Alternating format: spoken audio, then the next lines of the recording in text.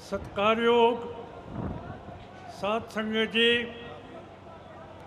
जो आप मेहनत करके इस दमदमा साहब की धरती ते विसाखी मनाउण आए हो,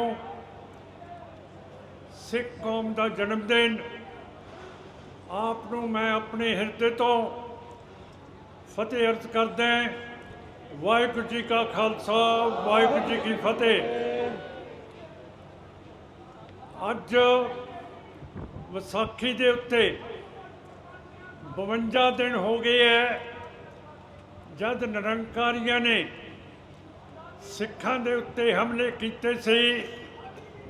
भाई फौजा सिंह नूं ते 12 होर सिंघां नूं शहीद कर दिता सी। फिर भाई रणजीत सिंह जो बाद दे विच अकाल तख्त साहब के जथेदार बने, उन्होंने फिर मैदान नूं सीधा कर दिता सी। सो ये बड़ी तकड़ी कौम है जे एक होके सेंटर दे नाल असी लड़ पईए अमन पसंद तरीके दे नाल। मैनू नहीं दिखता कि साडी हार किवें हो सकती है, क्यों करके जे छोटे छोटे कस्बे, छोटियां छोटियां कौमां जिवें नागा हैगे है, वो हिंद सरकार दे नाल बैठ के अपने फैसले करा सकते हैं। फिर बहादुर सिख कौम जिहड़ी अज इत्थे दमदमा साहब इकत्तर हुई है, जिथे 10वें पातशाह ने सानू गुरु ग्रंथ साहब की लिखत की है। भाई मनी सिंह तो भाई दीप सिंह होए है, जिन्होंने जो अबदाली ने दरबार साहब के उत्ते हमला किया सी ते बाबा दीप सिंह इत्थों चल के अबदाली का मुकाबला किया।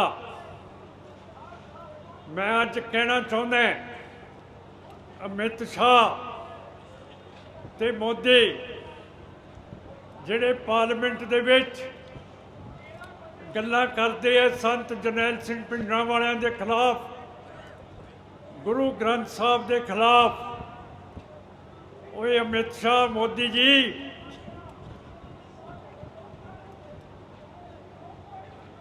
तुहाडा जिहड़ा पवित्र धर्म स्थान है, उहदे उत्ते बहुत बारी बाबा मुहम्मद गौरी ते मुहम्मद गजनी ने हमले किए, पर तुहाडे विचों कोई नहीं उठिया कि उहदा मुकाबला करिए।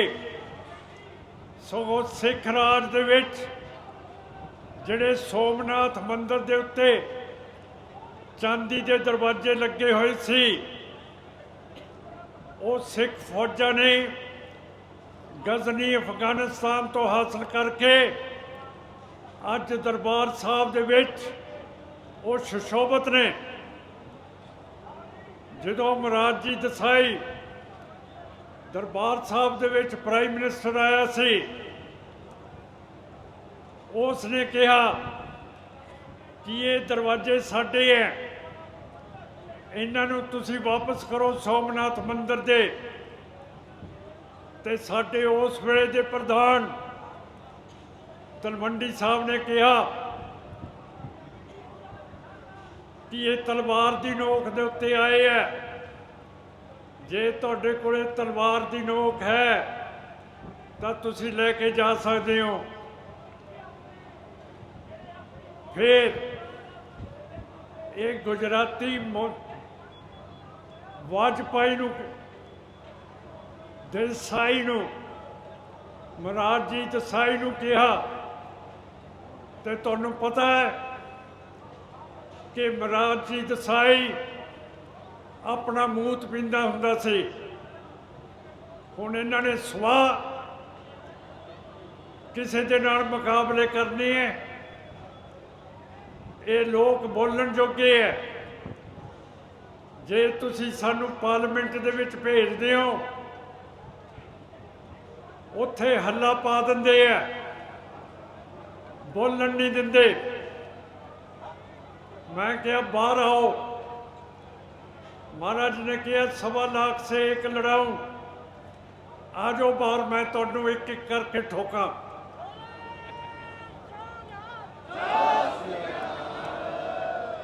साध संगत जी, यहो जी कायर जमात मैं देखी नहीं, पर साडे विच जिहड़ियां उन्नतियां हैगियां,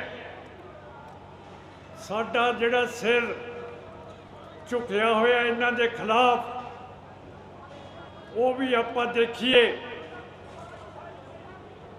कि 54 MLA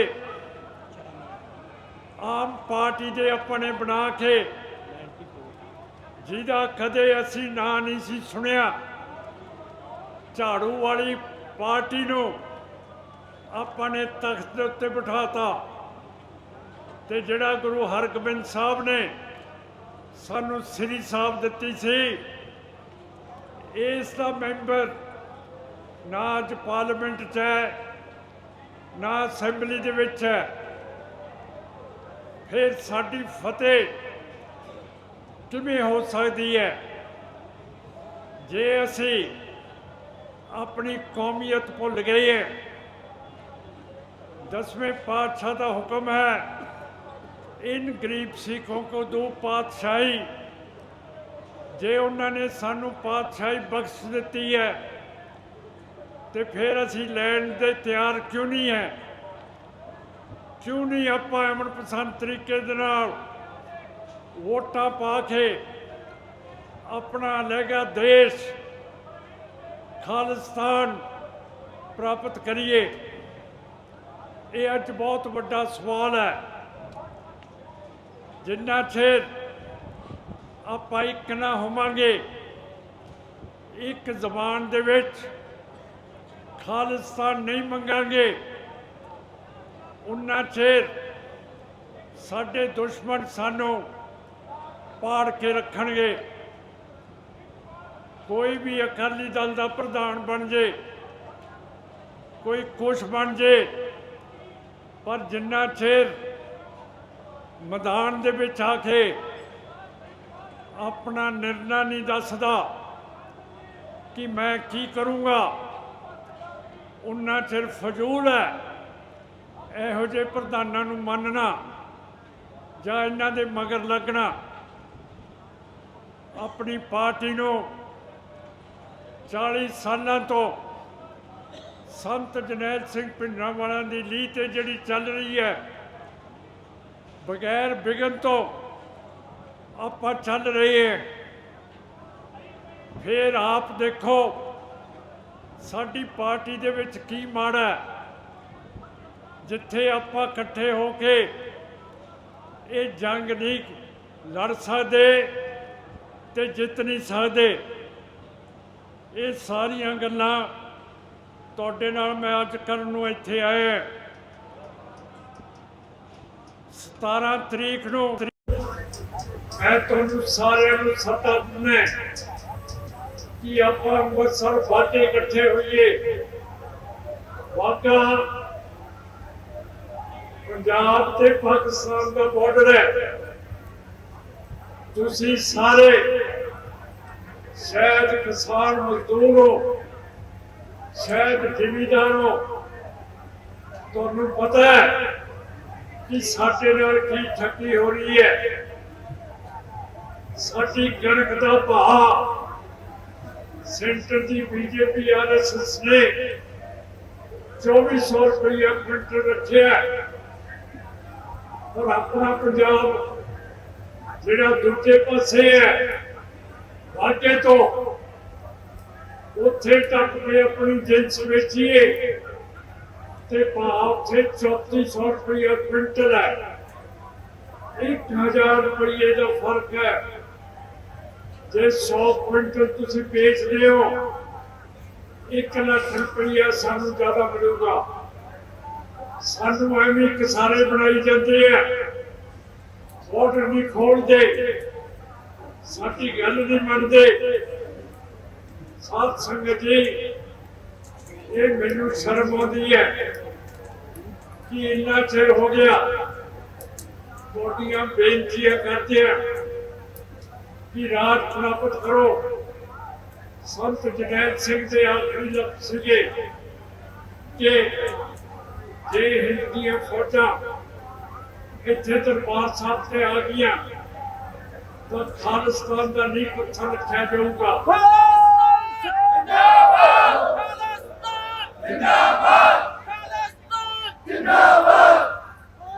ਸੰਤ ਜਰਨੈਲ ਸਿੰਘ ਸੰਗਰਾਮਣਾ ਜੀ ਇੱਕ ਛਾਤੀ ਦੇ ਉੱਤੇ 74 ਗੋਲੀਆਂ ਲੱਗੀਆਂ ਸੀ, ਪਿੱਠ ਦੇ ਵਿੱਚ ਕੋਈ ਨਹੀਂ ਸੀ ਗੋਲੀ ਲੱਗੀ।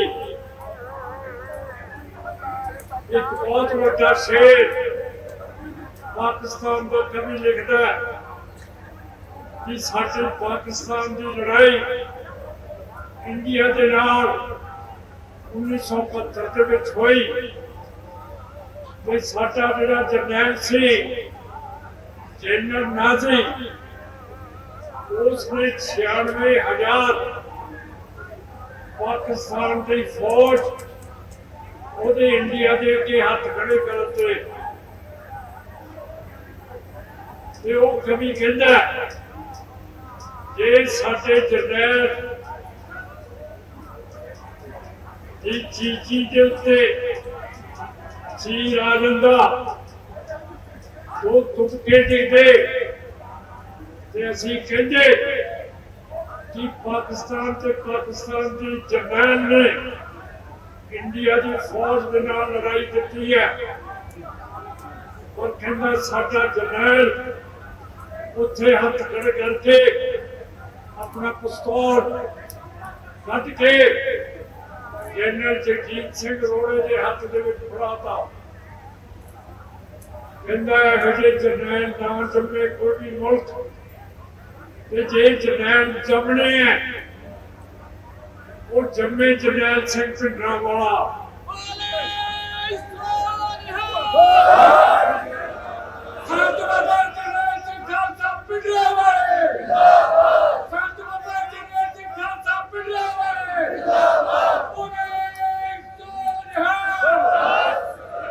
ਜਿਸ ਦੀ ਛਾਤੀ ਦੇ ਉੱਤੇ 74 ਗੋਲੀਆਂ ਲੱਗੀਆਂ ਸੀ।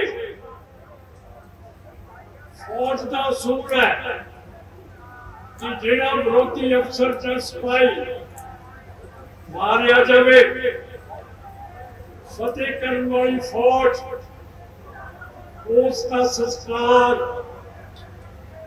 ਮਿਲਟਰੀ ਰਵਾਇਤ ਦੇ ਨਾਲ ਦਿੰਦੀ ਹੈ। ਤੋਪਾਂ ਦਾ ਫਾਇਰ ਹੁੰਦਾ ਹੈ। ਜਨਰਲ ਸ਼ਬੇਗ ਸਿੰਘ ਜਿਸਨੇ ਬੰਗਲਾਦੇਸ਼ ਦੀ ਲੜਾਈ ਲੜੀ, ਫਿਰ ਉਸ ਤੋਂ ਬਾਅਦ ਸੰਤ ਜਰਨੈਲ ਸਿੰਘ ਭਿੰਡਰਾਂਵਾਲਿਆਂ ਦੇ ਨਾਲ ਦਰਬਾਰ ਸਾਹਿਬ ਦੀ ਰੱਖਿਆ ਕੀਤੀ, ਸ਼ਹੀਦੀ ਲਈ ਪਾਈ। ਔਰ ਸਾਧ ਸੰਗਤ ਜੀ, ਇਹੋ ਜਿਹੀ ਫੌਜ ਇੰਡੀਆ ਨੇ ਉਸ ਨੂੰ ਮਿਲਟਰੀ ਦੀ ਸਲੂਟ ਦੇ ਨਾਲ ਸੰਸਕਾਰ ਨਹੀਂ ਕੀਤਾ। ਅੱਜ ਤੱਕ ਅਸੀਂ ਸ਼ਰਮਿੰਦੇ ਹਾਂ ਕਿ ਸਾਡੇ ਕੋਲ ਤਾਕਤ ਹੈ ਨਹੀਂ। ਸਾਨੂੰ ਇਹ ਨਹੀਂ ਪਤਾ ਕਿ ਸੰਤ ਜਰਨੈਲ ਸਿੰਘ ਭਿੰਡਰਾਂਵਾਲਾ ਦਾ ਸੰਸਕਾਰ ਕਿੱਥੇ ਕੀਤਾ, ਉਹਦਾ ਭੋਗ ਕਿੱਥੇ ਪਾਇਆ, ਉਹਦੇ ਫੁੱਲ ਕਿੱਥੇ ਪਾਏ। ਸੋ ਸਾਧ ਸੰਗਤ ਜੀ, ਕਿ ਇਹ ਸਾਡੀ ਕੌਮ ਹਾਰ ਬਣ ਚੁੱਕੀ ਹੈ। ਜਿਹੜੀ ਸੰਤ ਜਰਨੈਲ ਸਿੰਘ ਭਿੰਡਰਾਂਵਾਲੇ ਨੇ, ਬਰਤਾਨੀਆ ਦੀ ਫੌਜ ਆ ਗਈ, रूस की फौज आ गई, इंडिया की फौज आ गई, और उसने हाथ नहीं चुके। अपने दे विच सच्चा क्रोध होना चाहिए, अणख होनी चाहिए कि अमन पसंद तरीके दे नाल असी अपना जायदाद, अपना खालिस्तान बनाना है। ये हिंद हुकूमत ने, मोदी ने, अमित शाह ने, राजनाथ सिंह ने, अजीत डोयल ने, रवि सिन्हा रौतमुखी, सुमंत गोयल रौतमुखी साहब का, जयशंकर, इन्होंने साडे सिख वीर बाहर के मुल्कों के विच शहीद कर दिते है। एक दे माता इत्थे साडे कोले बैठे है, शहीद किए हुए सिंह अपने भाई हरदीप सिंह निज्जर, रितु दमन सिंह मलिक, सुखदोल सिंह मोगे का 3 कैनेडा शहीद किए मोदी ने। एक कातल है अवतार सिंह खंडे बरतानिया कतल किया। उन्होंने माता इतने बैठे है, बहादुर माता। पाकिस्तान करमजीत सिंह फंडवड़ को करता, लखबीर सिंह रोटे को करता, हरियाणा दीप सिंह सिद्धू को करता, पंजाब के मूसेवाल को करता, फरीदकोट के गुरप्रीत को करता। साथ संगत जी अजे तक आप इकट्ठे होके अनखनी साडी गोली ये नाम है सारे पार्लियामेंट लेके हुए, पर पता नहीं मेरी कौम की है। ये आम आदमी पार्टी की वोटा पा दी है, कांग्रेस बीजेपी पा दी है। अपनी कौम का मैंबर पार्लियामेंट अज दिल्ली के विच है नहीं गा। सो साथ संगत जी अज सोचने की गल है कि आप कितने खड़े, आप उठिए अमन तरीके दे नाल खालिस्तान की गल करिए, खालिस्तान लईए। ये मुल्क Islamic Pakistan, Hindu India, comrade चीन के विचारे होगा। असी रंग मांगे सारे इतने रहेंगे, हिंदू सिख मुसलमान ईसाई। सो मैं आस करते कि अपने हिस्से के अज रख के निष्ठा करके आप खालिस्तान के लिए तैयार होइए। वाहिगुरू जी का खालसा, वाहिगुरू जी की फतेह।